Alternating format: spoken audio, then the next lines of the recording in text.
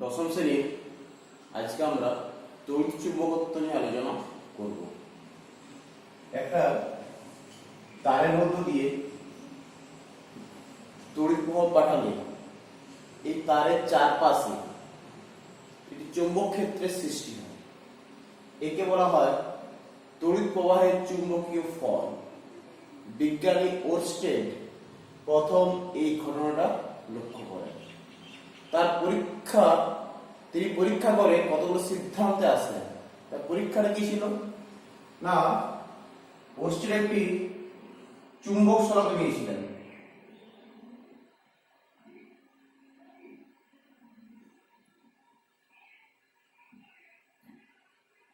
Oersted একটি চুম্বক শলাকা নিয়েছিলেন। এই চুম্বক শলাকা এটা এন মেরু, এটা এস মেরু। এই চুম্বক শলাকার উপর একটি তড়িৎবাহী তার বরাবর তিনি তড়িৎ প্রবাহ মাত্রা পাঠিয়েছিলেন। পাঠালে কি দেখতে পাওয়া যাবে, চুম্বক শলাকার উপর তড়িৎবাহী তার বরাবর তড়িৎ পাঠালে দেখা যাবে চুম্বক শলাকার বিক্ষেপ হচ্ছে। এক্ষেত্রে দেখা গেল চুম্বক শলাকাটা এন মেরু ভিতর দিকে এবং এস মেরু বাইরের দিকে বিক্ষিপ্ত হলো। কি একটা চুম্বক শলাকা, তার উপরে তড়িৎবাহী তার বরাবর যদি কারেন্ট পাঠায়, যখনই কারেন্ট যাবে তখন চুম্বক শলাকার বিক্ষেপ হবে। এটা যদি এন মেরু হয়, এন মেরু ভিতর দিকে, এস মেরুটা বাইরের দিকে বিক্ষিপ্ত হবে। শুধু এটা নয়, তিনি আরো লক্ষ্য করলেন যে তড়িৎ প্রবাহ মাত্রার অভিমুখ এক্ষেত্রে এ থেকে বি এর দিকে তড়িৎ যাচ্ছিল। তড়িৎ প্রবাহ মাত্রার অভিমুখ পরিবর্তন করলে, অর্থাৎ বি থেকে এর দিকে করলে তখন দেখা যাবে চুম্বক শলাকার বিক্ষেপেরও অভিমুখ পরিবর্তন হচ্ছে। এটা ভিতর দিকে ছিল, তার বদলে এন মেরু হবে বাইরের দিকে আর এস মেরু হয়ে যাবে ভিতর দিকে। তিনি আবার লক্ষ্য করলেন যে এই তার এক্ষেত্রে বি থেকে এর দিকে যাচ্ছিল কারেন্ট, এই তারটা যদি নিচে থাকে এবং কারেন্ট যদি ওই বি থেকে এর দিকে যায়, উপরে ছিল যখন, তখন এর মেরু বাইরের দিকে, এস মেরু ভিতর দিকে ক্ষিপ্ত ছিল। যদি নিচে করে দেওয়া হয় তখন দেখা যাবে এর মেরু ভিতর দিকে, এস মেরু বাইরের দিকে বিক্ষিপ্ত হচ্ছে।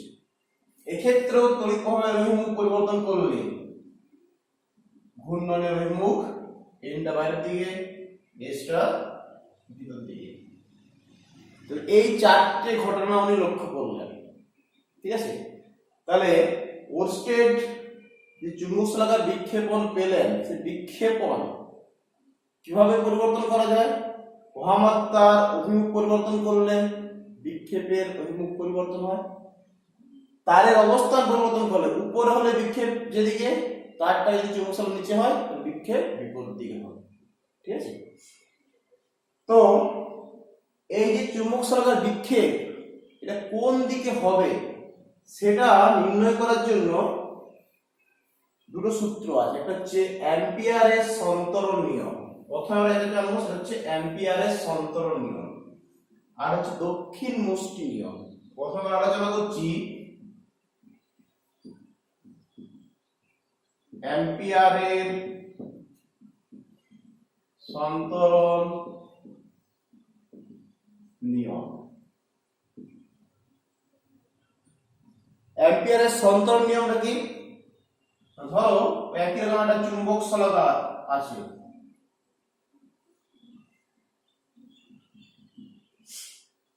এটা ধরো এন মেরু, এস মেরু। এই বরাবর একটা তড়িৎবাহী তার বরাবর আই পরিমাণ তড়িৎ প্রবাহিত হচ্ছে। এক্ষেত্রে বিক্ষেপ কোন দিকে হবে কিভাবে নির্ণয় করব? না, কোনো লোক যদি, কোনো ব্যক্তি তড়িৎবাহী তার বরাবর এমন ভাবে সাঁতার কাটে, মানে কল্পনা করে এমন ভাবে সাঁতার কাটছে বলে কল্পনা করা হয় যাতে তার মুখ সবসময় চুম্বক শলাকার দিকে থাকে, অর্থাৎ এভাবে নুয়ে সাঁতার কাটবে, মুখটা চুম্বক শলাকার দিকে থাকবে, চুম্বক শলাকার দিকে থাকবে। এই অবস্থায় লোকটির বাম হাত দিকে থাকবে, চুম্বক শলাকার উত্তর মেরু সেই দিকে বিক্ষিপ্ত হবে। কি বললাম? কোন কাল্পনিক সাধারণ তড়িৎবাহী তার বরাবর এমন ভাবে সাঁতার কাটছে বলে কল্পনা করা হয় যে তার মুখ সব সময় চুম্বক শলাকার দিকে থাকবে। এই অবস্থায় সাঁতারু বাম হাতের দিকে থাকবে, চুম্বক শলাকার উত্তর মেরু সেই দিকে বিক্ষিপ্ত হবে। তাহলে ধরো এইভাবে সাঁতার কাটছে, নিচের দিকে মুখ, বাম হাত এটা ভিতর দিকে থাকবে, উত্তর মেরু ভিতর দিকে আর দক্ষিণ মেরু বাইরের দিকে বিক্ষিপ্ত হবে।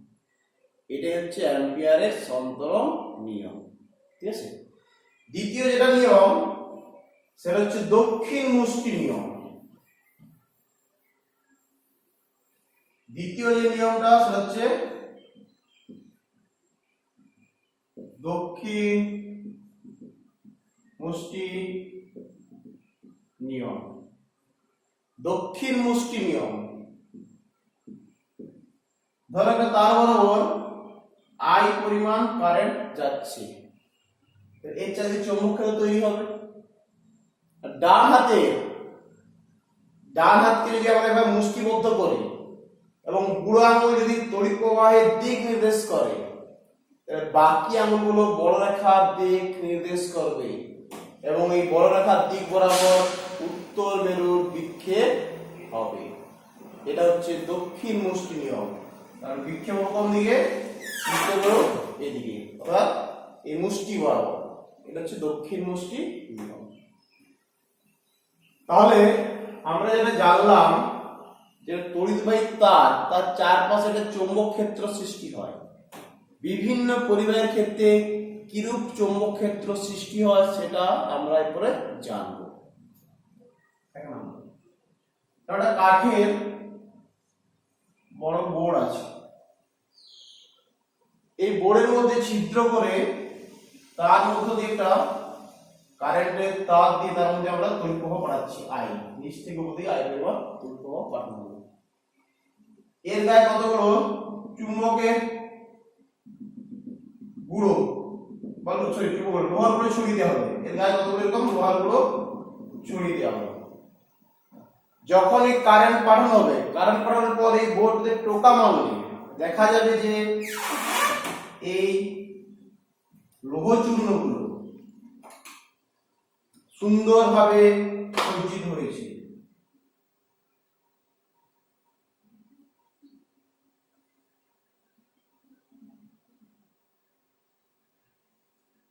এরকম সুন্দরভাবে সজ্জিত হয়েছে।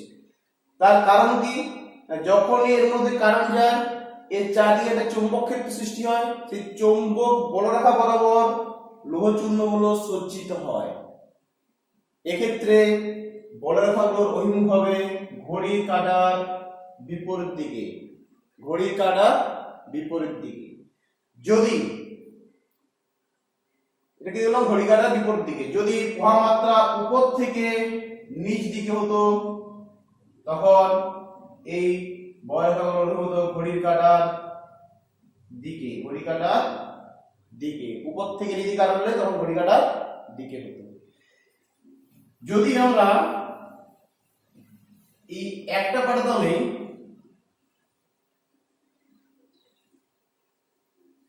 এমন একটা পরিবাহী নিলাম যেটা এখান থেকে ঢুকে এর ওই বৃত্তাকার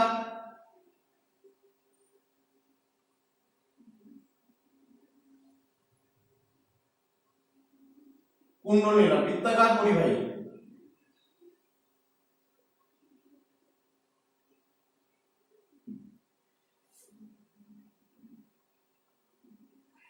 বৃত্তাকার পরিবাহী নিলাম।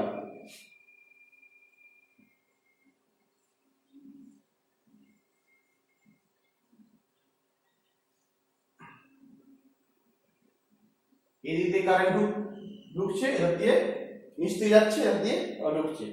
এক্ষেত্রে কিন্তু এই বিন্দুর চারদিকেও বলরেখাগুলো তৈরি হবে, এখানেও কিন্তু তৈরি হবে। তাহলে এখানে যেহেতু নিচ থেকে উপর দিকে, তাই এক্ষেত্রে বলরেখার অভিমুখ হবে কোন দিকে? যেহেতু এটা এক্ষেত্রে ধরো উপর থেকে নিচ দিকে, এক্ষেত্রে নিচ থেকে উপরে তাই ঘড়ি কাঁটার বিপরীত দিকে, এক্ষেত্রে উপর থেকে নিচ তাই ঘড়ি কাঁটার দিকে। তাহলে এরকম যদি একটা কাঠের পাটাতন নেওয়া হয় যার একদিক দিয়ে তারটা ঢুকে বৃত্ত পথে এসে অন্য দিক প্রবেশ করছে, তাহলে সেক্ষেত্রে যদি আমরা মাঝখানে লোহার চিহ্ন রাখি টোকা মারলে তাহলে এমন ভাবে সজ্জিত হবে, এর চারদিকে গোল হবে, এর চারদিকে গোল হবে, লোহার চিহ্নগুলো সজ্জিত হবে। এই গোলগুলো হচ্ছে বলরেখা বা চৌম্বক বলরেখা নির্দেশ করে। এই বলরেখার অভিমুখ কোন দিকে হবে না, যদি নিচ থেকে উপর দিকে যায় তাহলে ঘড়ি কাঁটার বিপরীত দিকে, উপর থেকে নিচে গেলে ঘড়ি কাঁটার দিকে। দু রকমের পরিবাহী কথা আমরা বললাম। তৃতীয় নম্বর কি, সলিনয়েডের গায়ে। কোন ধাতব পদার্থের গায়ে যখন আমরা একটা অন্তর্গত তামার তারকে জড়িয়ে দেওয়া হয় তখন তাকে বলা হয় সলিনয়েড। ধাতব পদার্থের গায়ে এরকম তামার তারকে জড়িয়ে দেওয়া হলো, মূলত কাঁচা লোহা ব্যবহার করা হয়।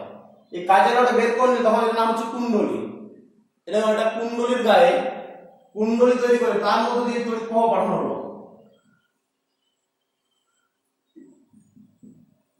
এই গায়ে পরিমাণ তড়িৎ প্রবাহ পাঠানো হলো, তাহলে এই কুণ্ডলীর জন্য চৌম্বক ক্ষেত্র সৃষ্টি হবে। এক্ষেত্রে চৌম্বক ক্ষেত্রের অভিমুখ কিরূপ হবে না, এই ধার দিয়ে দেখো যেদিকে যেখানে তড়িৎ প্রবাহ মাত্রার অভিমুখ ঘড়ির কাঁটার দিকে সেখানে তৈরি হবে এস মেরু। এখানে দেখো এইভাবে কাঁটাটা ঢুকছে, তাহলে ক্ষেত্রে ঘড়ি কাঁটার দিকে, তাই এখানে এস মেরু তৈরি হবে।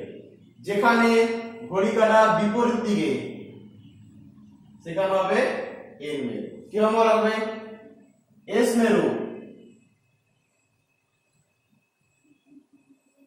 এস মেরু হয়ে গেছে আমরা এস মেরু, আমরা তড়িৎ প্রবাহ মাত্রার মুখ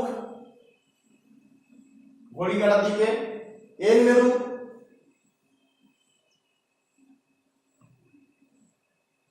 ঘড়ি কাঁটার বিপরীত দিকে।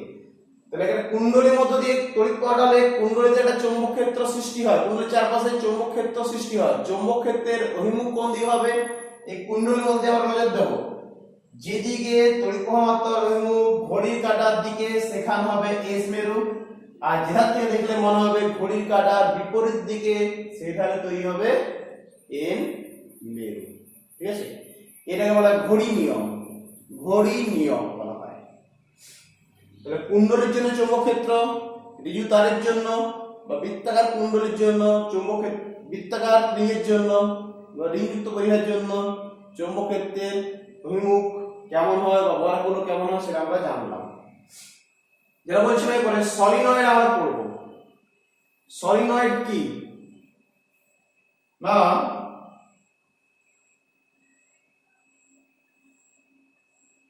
এটা ধাতব পরিবাহী, মূলত কাঁচা লোহা যার ধারণ ক্ষমতা বেশি, এরকম ধাতব পরিবাহী বা উচ্চ তড়িৎ সম্পন্ন এরকম ধাতব পরিবাহীর গায়ে অন্তরিত তামার তার জড়িয়ে এই ধাতব পরিবাহী বের করে নিলাম, যেটা পাওয়া গেল সেটা হচ্ছে সলিনয়েড। এরপরে ধাতব পরিবাহীটাকে আমরা বের করে নিলাম, বের করে নিলে যেটা পাওয়া যাবে সেটা হচ্ছে সলিনয়েড বলা হয়। সলিনয়েডের ক্ষেত্রে কোন দিক কোন মেরু সেটা আমরা জানলাম। তড়িৎ চুম্বক, এই কাঁচা লোহার গায়ে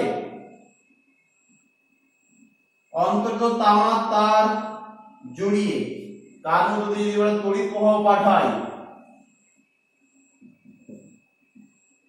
তখন এই কাঁচা লোহাটা এমন কথা দিতে হবে যার ধারণ ক্ষমতা বা চৌম্বক ক্ষেত্রটা বেশি।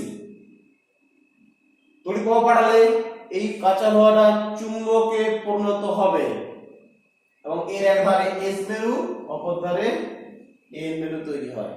যতক্ষণ তড়িৎ প্রবাহ চলবে ততক্ষণ এই চুম্বক থাকবে, তড়িৎ প্রবাহ বন্ধ হয়ে গেলে চুম্বকত্ব নষ্ট হয়ে যাবে। এই চুম্বকটাকে বলা হয় তড়িৎ চুম্বক। এটা স্ট্রেটও হতে পারে অথবা ইউ আকৃতিরও হতে পারে।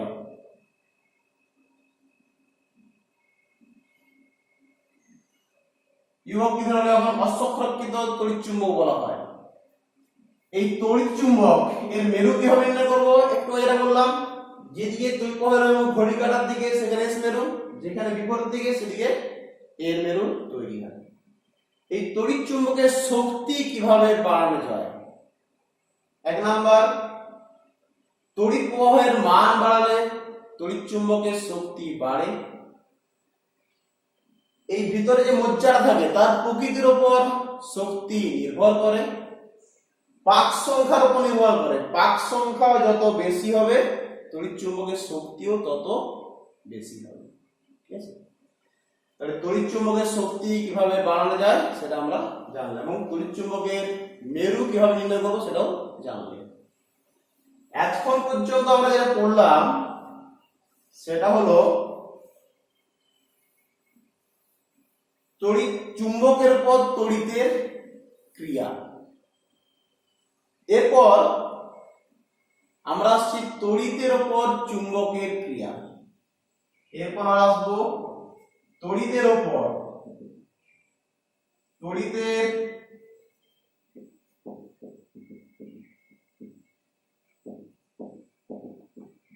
উপর চুম্বকের ক্রিয়া। তড়িতের উপর চুম্বকের ক্রিয়া পড়ার জন্য প্রথমে আমাদের জানতে হবে সেটা হচ্ছে ফ্লেমিং এর বাম হস্ত নিয়ম, ফ্লেমিংস লেফট হ্যান্ডস রুল বা ফ্লেমিং এর বাম হস্ত নিয়ম।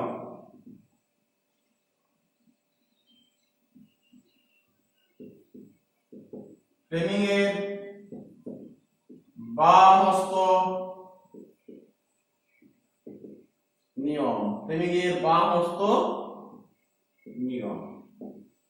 তড়িতের উপর চুম্বক ক্রিয়া পড়ার জন্য প্রথমে যেটা পড়বো সেটা হচ্ছে ফ্লেমিং এর বাম হস্ত নিয়ম। নিয়মটা কি না, বাম হাতে তিনটে আঙ্গুল বৃদ্ধাঙ্গুষ্ঠ, মধ্যমা এবং তর্জনী পরস্পরের সমকোণে প্রসারিত করলে যদি মধ্যমা তড়িৎ প্রবাহের অভিমুখ, তর্জনী চৌম্বক ক্ষেত্রের অভিমুখ নির্দেশ করে তাহলে বৃদ্ধাঙ্গুষ্ঠ পরিবাহীর গতির অভিমুখ নির্দেশ করবে। কি বললাম?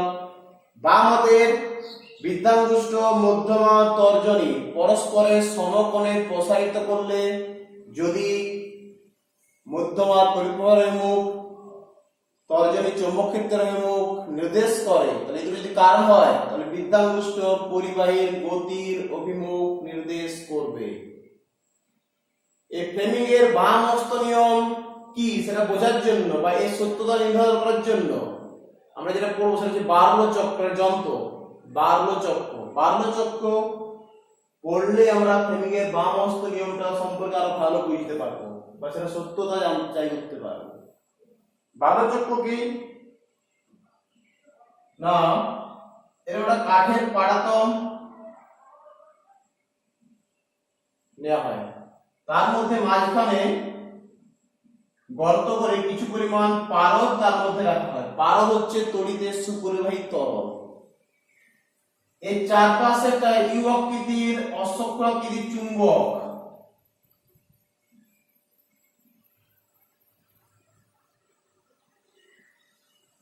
এটা এন মেরু এস মেরু রাখা হয়। তারপর চৌম্বক ক্ষেত্রের অভিমুখ কোন দিকে হবে? এন থেকে এস এর দিকে। পাটাতন যেভাবে রাখা থাকে এখান থেকে বোর্ডের ভিতর দিকে, বাইরে থেকে ভিতর দিকে চৌম্বক ক্ষেত্রের অভিমুখ। এইখানে একটি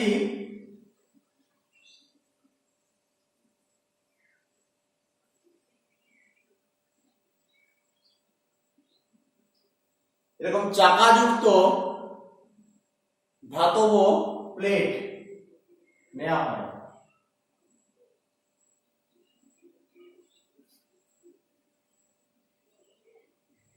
আমি কিছু লিখে দিচ্ছি।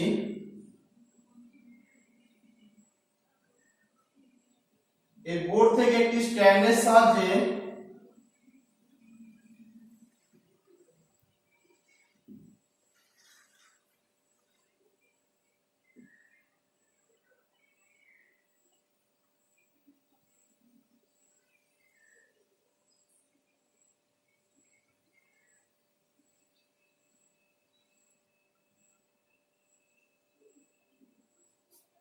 এই চাকাটা ঝুলতে থাকে।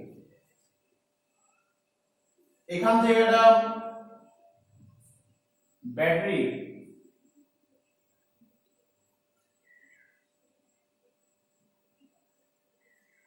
যোগ করা হয়। ব্যাটারির প্লাস প্রান্ত এই স্ট্যান্ডের সঙ্গে যদি পুরোটাই ধাতব, কিন্তু এটা ধাতব তৈরি স্ট্যান্ড, এটা ধাতব তৈরি তার বা স্ট্যান্ড মোটা তার, এটা ধাতব তৈরি, পুরোটা ধাতব। এর সঙ্গে ব্যাটারির প্লাস এবং মাইনাস প্রান্ত যে পারাতনের নিচে, এই পারাতনের মধ্যে স্ক্রু ঢোকানো থাকে, স্ক্রুর সঙ্গে আটকানো থাকে, মানে এইটি যে পারাতনের সঙ্গে সংযোগ। তাহলে এখান থেকে পুরো একটি বদ্ধ বর্তনী তৈরি হবে। এখানে সুইচ বা চাবি আছে, তাহলে চাবি অন করলে কি হবে, প্লাস থেকে মাইনাস মানে উপর থেকে নিচের দিকে কি হবে, তড়িৎ প্রবাহিত হবে। যখন এই সুইচ অন করা হয়, সুইচ কাগজের ছবি, সুইচ অন করে দেওয়া হবে। সুইচ অন করলে কি হবে, এই প্লাস থেকে মাইনাসের দিকে হয়ে এই উপর থেকে নিচ দিকে তড়িৎ প্রবাহিত হবে। চৌম্বক ক্ষেত্র কোন দিকে আছে, n থেকে s। তো দেখো এক্ষেত্রে তড়িৎ প্রবাহ মাত্রা এবং চৌম্বক ক্ষেত্র পরস্পর সমকোণে অবস্থান করছে। ফ্লেমিং এর বাম হস্ত নিয়ম যদি আমরা অ্যাপ্লাই করি, উপর থেকে নিচ দিকে তড়িৎ প্রবাহ মাত্রা অর্থাৎ মধ্যমা তড়িৎ প্রবাহ মাত্রা নির্দেশ করে। তর্জনী চৌম্বক ক্ষেত্র, বাইরে থেকে ভিতর দিকে চৌম্বক ক্ষেত্র কাজ করছে, এই দুটো কারণ। তার ফলস্বরূপ কি হবে, এই বরাবর পরিবাহীর গতি, নিচ থেকে উপর দিকে পরিবাহীর গতি, অর্থাৎ সুইচ অন করার সঙ্গে সঙ্গে চাকাটা নিচ থেকে উপর দিকে ঘুরতে শুরু করবে। যখনই ঘুরতে শুরু করবে, এই একটি দাঁড় পারদ থেকে উঠে আসবে, সংযোগ বিচ্ছিন্ন, সঙ্গে সঙ্গে গতিশীলতার জন্য অপর দাঁড় এসে পাতে প্রবেশ করবে। একরকম ভাবে তার উপর বল অনুভব হবে, চাকাটি হবে ঘুরতে থাকবে, অর্থাৎ বাল্যচক্রের ঘূর্ণন হবে। তাহলে এটা হলো কি ফ্লেমিং এর বাম হস্ত নিয়মের সত্যতা যাচাই করার একটা যন্ত্র। বাল্যচক্রের সাহায্যে আমরা ফ্লেমিং এর বাম হস্ত নিয়মটা সত্য কিনা সেটা যাচাই করতে পারছি। এখন কোশ্চেন, এই বাল্যচক্রের ঘূর্ণন অভিমুখ কিভাবে পরিবর্তন করা যায়? তাহলে ফ্লেমিং এর বাম হস্ত নিয়ম বোঝা গেল। বাম হাতের তিনটে আঙুলের কাজ কি কোনটা, এই দুটো কারণ, এটা তার ফল। এই বাল্যচক্র থেকে কি কোশ্চেন থাকে, এখানে কোন শক্তি কোন শক্তিতে রূপান্তরিত হয়, তড়িৎ চুম্বকের শক্তি যান্ত্রিক শক্তিতে রূপান্তরিত হচ্ছে। বাল্যচক্রের ঘূর্ণন অভিমুখ কিভাবে পরিবর্তন করবে, না তড়িৎ প্রবাহ মাত্রার অভিমুখ পরিবর্তন করলে, উপর থেকে নিচ না হয়, কারণ যদি নিচ থেকে উপর দিকে হতো, এটা একটা মাইনাস এটা প্লাস হলে ঘূর্ণন অভিমুখ কিন্তু চেঞ্জ হয়ে যেত, যদি বুঝছো তার বিপরীত দিকে। চৌম্বক ক্ষেত্রের মুখ পরিবর্তন করলে ঘূর্ণন অভিমুখ পরিবর্তন হবে। দুটো কারণে ঘূর্ণন অভিমুখ পরিবর্তন হবে। এছাড়া কোশ্চেন থাকে ঘূর্ণন বেগ কিভাবে পরিবর্তন করবে, কিভাবে, না তড়িৎ প্রবাহ মাত্রার মান বাড়ালে ঘূর্ণন বেগের মান বাড়বে। চুম্বক ক্ষেত্রের মান, শক্তিশালী চুম্বক ব্যবহার করলে ঘূর্ণন বেগের মান বাড়বে। এসি তে কি বাল্যচক্র কাজ করে, দুটো কারণ, দুটো রকমের current, DC current, AC current. DC পুরো হচ্ছে ডাইরেক্ট কারেন্ট, এসি পুরো হচ্ছে অল্টারনেটিং কারেন্ট। ডিসি কারেন্ট কি, না যে প্রবাহ মাত্রার অভিমুখ প্রতি মুহূর্তে পরিবর্তন হয় না, সব সময় একই দিকে থাকে, অর্থাৎ সব সময় প্লাস থেকে মাইনাস দিকে তড়িৎ প্রবাহিত হয়, সেটাকে বলা হয় ডিসি প্রবাহ বা ডাইরেক্ট কারেন্ট। এসি কি, যেখানে প্রতি মুহূর্তে প্রবাহের অভিমুখ পরিবর্তন হয় তাকে বলা হয় এসি। এটা ডিসি ব্যাটারির চিহ্ন। এসি কে এরকম ভাবে লেখা হয়, অর্থাৎ কোন মুহূর্তে এটা একটা প্লাস এটা একটা মাইনাস, তারপর এটা মাইনাস এটা প্লাস, প্রতি মুহূর্তে প্রবাহের অভিমুখ পরিবর্তন হয়। তো কোশ্চেন, এই এসি প্রবাহে কি বাল্যচক্র কাজ করবে? উত্তর হবে না। কেন? এসি প্রয়োগ করলে এখানে প্লাস বা কোন মুহূর্তে এটা মাইনাস, তাহলে বাল্যচক্র ঘূর্ণন শুরু হবে ঘড়িকারের বিপরীত দিকে। পরের মুহূর্তে এটা একটা মাইনাস এটা প্লাস, ঘূর্ণন কোন দিকে হবে? বিপরীত দিকে। তারপর মুহূর্তে আবার ঘড়িকারের দিকে, তারপর মুহূর্তে বিপরীত দিকে। তাহলে একবার কি হবে, চাকাটা এভাবে আন্দোলিত হয়ে থাকবে, পূর্ণ ঘূর্ণন হবে না। এই ফ্লেমিং এর বাম হস্ত নিয়ম এর ব্যবহারিক প্রয়োগ হচ্ছে কি, না মোটর।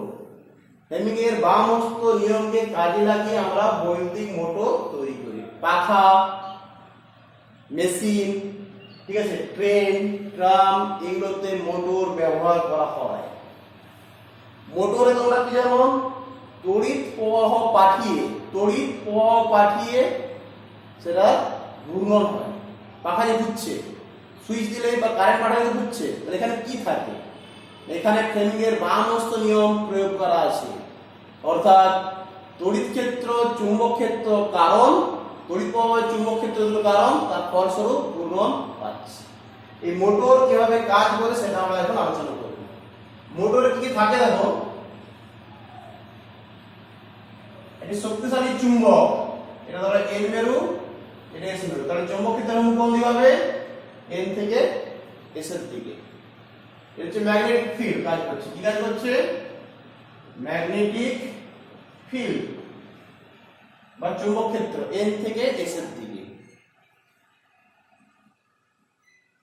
এটা তারের কুণ্ডলী, ধাতব লোহদণ্ডের উপর বা যেকোনো ধাতব উপর অন্তর্গত তারকে জড়িয়ে এই কুণ্ডলী তৈরি করা হয়। এটা বলা আর্মেচার বলা হয়, আর্মেচার কুণ্ডলী বলা হয়,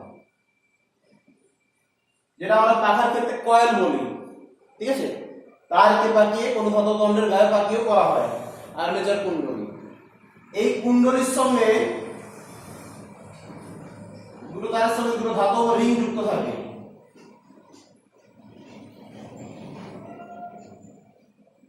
এগুলো বলা হয় কমিউটেটর। এর গায়ে গ্রাফাইটের দুটো ব্রাশ লাগানো থাকে, গ্রাফাইটের ব্রাশ। এই ব্রাশ গুলোর সঙ্গে গ্রাফাইট তড়িৎ সুপরিবাহী, এর সঙ্গে আমরা ব্যাটারি যুক্ত করি। এটা প্লাস, এটা একটা হলো মাইনাস।